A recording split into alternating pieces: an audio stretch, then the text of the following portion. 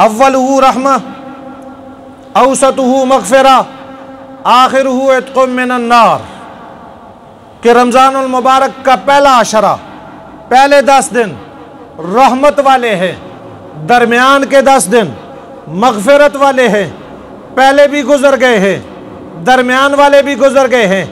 आखिरी अशरे के बारे में नबी करीम सल्लल्लाहु अलैहि वसल्लम ने फरमाया, आखिरुहु इत्क़ुम मिनन नार, आखिरुहु इत्क़ुम मिनन नार। ये बंदे की सबसे बड़ी कामयाबी की तरफ भी इशारा किया गया है, बंदे की सबसे बड़ी ज़रूरत की तरफ भी इशारा किया है।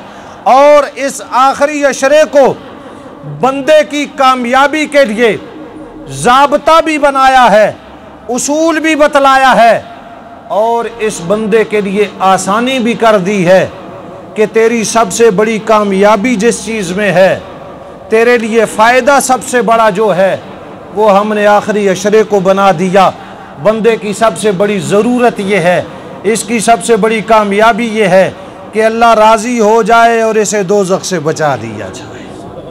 ये इसकी सबसे बड़ी ज़रूरत है, ये सबसे बड़ी ज़रूरत है।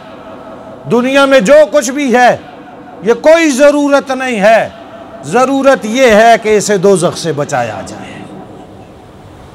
कुरान करीम ने फरमाया ना,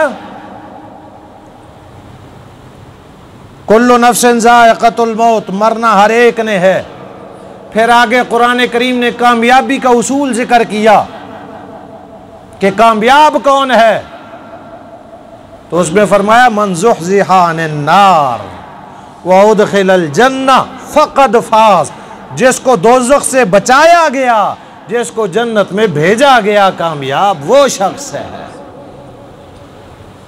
जिसको दोज़ख से बचा लिया जाए। बाकी यहाँ की अक्लमंदियाँ, यहाँ की बातें, यहाँ के फ़लसफ़े यहाँ तक रह जाएंगे। अल्लाह रब्बुल इज़्ज़त हम सबको दोज़ख की आग से नजात अता कर दे।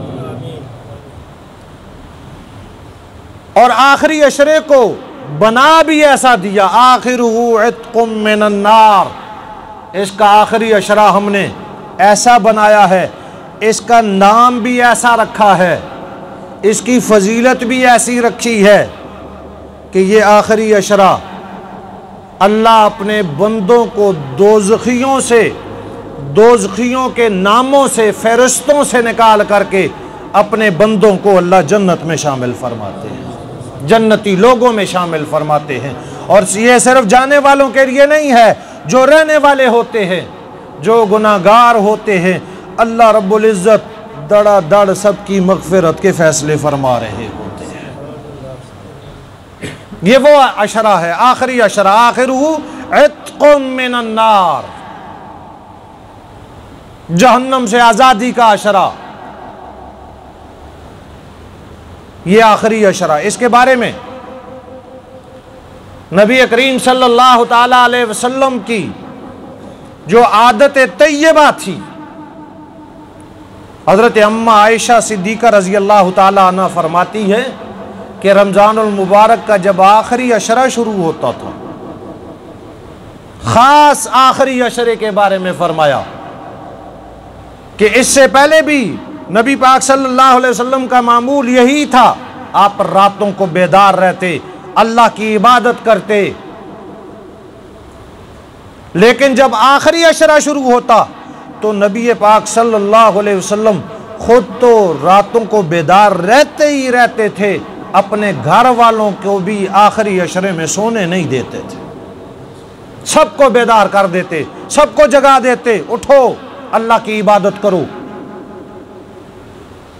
और पूरा अशरा रातों को जाग कर अल्लाह की इबादत करते। वो अल्लाह का नबी जिसके लिए जन्नत बनाई गई थी, वो अल्लाह का नबी जो मासूम है और जिसका घराना पाक घराना है,